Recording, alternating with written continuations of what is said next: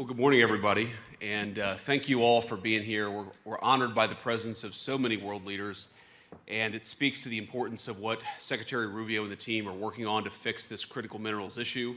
And I just wanted to let you know that we're honored by your presence and certainly grateful for you coming to Washington for this very important conversation. I know there are a lot of very important discussions to be had over the rest of the day, and so I want to be relatively brief. First, let me say thanks to our incredible Secretary of State for putting this group together. Marco's doing an incredible job. And when he asked me to come and speak today, I said, man, this is your building. Why don't you come and give a speech? And he said, well, because I've got 5 jobs and you've only got 1. And so I figured I might as well do Marco a solid since he's also the archivist and the official White House florist and has a number of other jobs in addition to Secretary of State. So I'd kick us off and then he's going to take the reins from here. But let me just say a few things about what we're doing and why this matters. So I remember after our very wildly successful military operation in Venezuela, the President of the United States was talking with me and Marco and some of the other senior members of the cabinet, and he was talking just about how important it was that we ensured that the global economy had access to oil and gas many years in the future. And that, of course, is one of the reasons why we're interested in Venezuela is because it has such a critical importance in this all-important resource called oil. And as much as we talk about the modern economy, the digital economy, the high-tech economy, the president said something that was very, very important and I think should inform a lot of how we think about future growth, which is that as much as data centers and technology and all of these incredible things that we're all working on matter, fundamentally, you still have an economy that runs on real things. And there is no realer thing than oil. And I would add to that, there's no realer thing than critical minerals.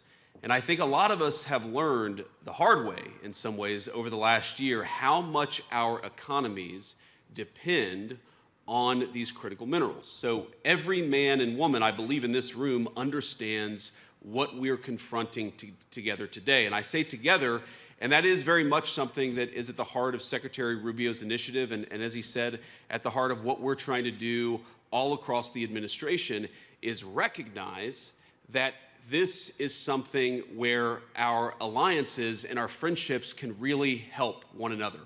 We're all on the same team. We're all rowing in the same direction. I believe that in this room, we have close to 2/3 of the world's GDP represented, and so we have the capacity to make ourselves more independent, more self-reliant, and that's what we should be doing.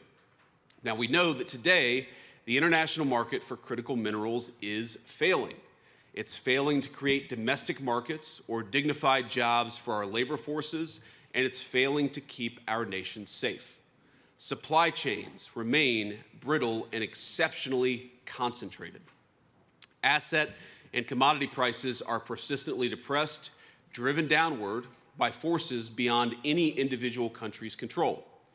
Now, how many times cumulatively have one of us or many of us in this room heard some variation of the story that I'm about to tell?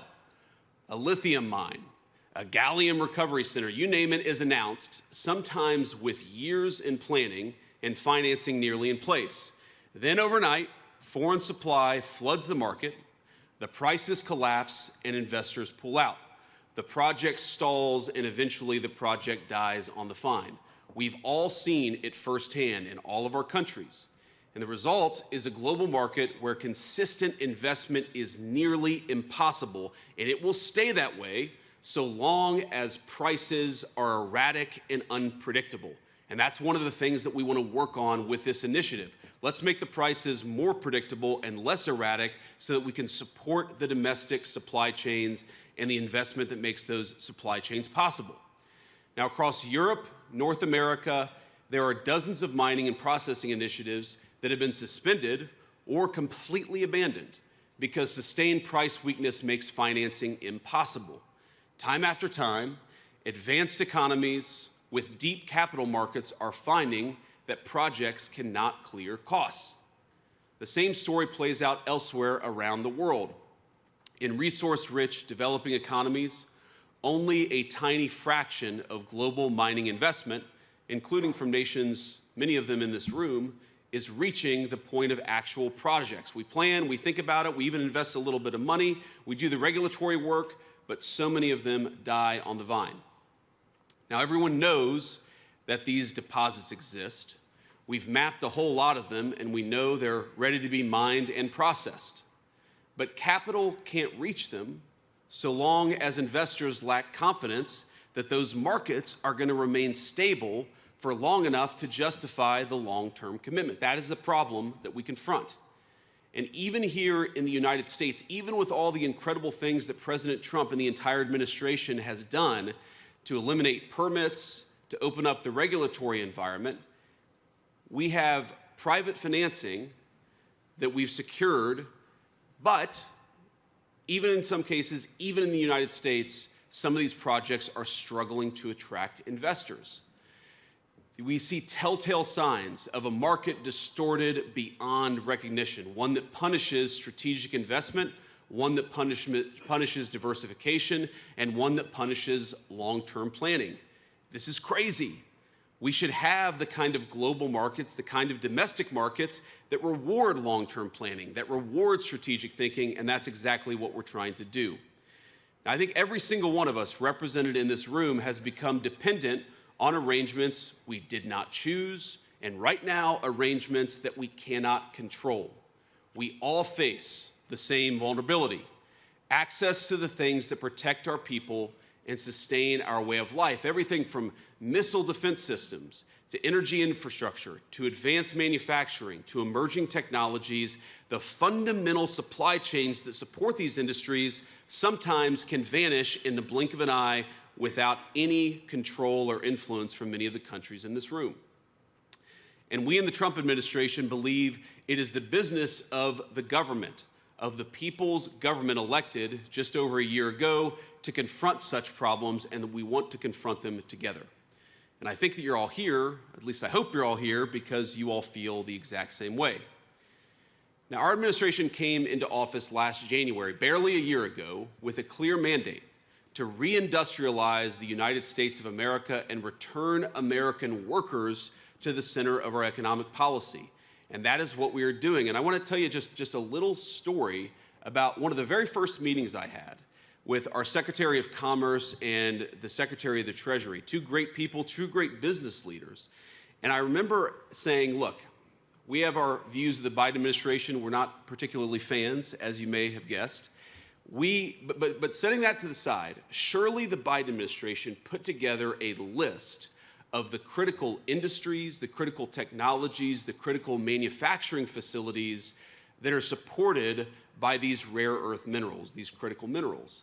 We may think it's bad work. We may think the people who put it together weren't particularly wise, but surely that gives us some foundation to build on. And I was shocked when our Secretary of the Commerce and Secretary of the Treasury came back to me and said, actually, we have never done this. For the last 4 years, the Biden administration never sat down and tried to understand what are the critical deficiencies in world supply chains. That's crazy. It's insane that we ever got to this point. But in just 1 year, the President of the United States has struck dozens of deals to fix that problem. Domestic and foreign producers are both included in this, and we're trying to ensure durable, end-to-end supply chains for our country, but also for many of our friends. We've mobilized public financing tools at an unprecedented scale, providing up to $100 billion in lending authority for critical minerals to the Office of Strategic Capital. Marco's now a venture capitalist too. He's got many jobs. We've overturned old orthodoxies and taken direct stakes in high-value mining and processing companies. The United States had not built a primary smelter in this country since 1980, before I was born, 4 years before I was born. In the last month alone, we have announced two, one of which is already fully funded. And on Monday, the Trump administration announced Project Vault, America's first ever domestic critical minerals stockpile. With these moves, we intend to build an ironclad network of new industrial supply chains to span the entire nation. We're going to create good-paying jobs, skilled jobs for the American labor force, and those people, those great workers, are going to be securing a new era of prosperity for American families, and I believe for many people all over the world. But we seek to make sure our friends and our allies are part of this and that you all are covered as well. Our goal here, and the reason why we're doing this conference, is to align trade policy, development finance, and diplomatic engagement towards a shared strategic objective. And that objective is very simple: diversifying global supply in the critical minerals market while strengthening the partner countries who help all of us in this shared effort. Over the past year, our administration has signed agreements, we have launched many joint initiatives, and we have committed extensive resources with many of you in this room, with many governments, and our work extends across disparate regions and all stages of the value chain. We've convened this ministerial in an effort to accelerate that shared work. So this morning, the Trump administration is proposing a concrete mechanism to return the global critical minerals market to a healthier, more competitive state. A preferential trade zone for critical minerals protected from external disruptions through enforceable price floors. We will establish reference prices for critical minerals at each stage of production, pricing that reflects real-world fair market value. And for members of the preferential zone, these reference prices will operate as a floor, maintained through adjustable tariffs to uphold pricing integrity. We want to eliminate that problem of people flooding into our markets with cheap critical minerals to undercut our domestic manufacturers, because we know, of course, that as soon as they've undercut our domestic makers, the domestic markers, they leave the market, and the people who undercut them then jack up the price to a completely unfair level. We're going to fix that problem. Together, we want members to form a trading bloc among allies and partners, one that guarantees American access to American industrial might while also expanding production across the entire zone. The benefits will be immediate and durable. Regardless of how much material flows into the global market, prices within the preferential trade zone will remain consistent. Over time, our goal within that zone is to create diverse centers of production, stable investment conditions, and supply chains that are immune to the kind of external disruptions that we've already talked about. For those of you who join, we offer you a necessary foundation for private financing and secure access to the critical mineral supplies your nation would require in an emergency or some other contingency. By regulating imports to preserve free and fair competition within the preferential trading zone, we will elevate our nation's miners and refiners, our investors and our producers alike. We are all on the same team, and we need to create the economic incentives that reward people for investing and building in our countries. Membership will be vital for developing economies seeking to expand mining capacity. And it'll be just as important for the advanced economies that rely on these materials to sustain their advanced industries, to sustain their growth and security. And I want to be clear with every person in this room. While we believe America's market is large enough to create its own critical minerals trading zone, this entire effort will be stronger and far more competitive if we build it together. So I'm pleased that so many of you here today have already signed on to this plan. Some of you have not. And for those not yet there, we hope that today's discussions will encourage you to finalize those agreements as quickly as possible. Now, I know you're going to be hearing from a lot of others in our administration, including our great Secretary of Rubio, I think really the greatest Secretary of State the United States has ever had, and other senior administrators in our team. And I know that Ambassador Greer, our great trade representative, will present further specifics about what he'll be negotiating, what we're calling the Agreement on Trade and Critical Minerals. Knowing Jameson, I know it will be a very productive session, and I know it will be a very detailed session. As all of you who know Jameson well, he is a guy who gets into the details because he knows that that's where the substance of an agreement can really be made. So I want to close, but before I do, let me just reiterate. We here, I think all of us, are friends. We've all spent many years describing this problem. Before I was ever in politics, I would hear politicians and global leaders talk about this problem. For too many of those years, we talked about it, but we refused to actually solve it. The framework before us is a change.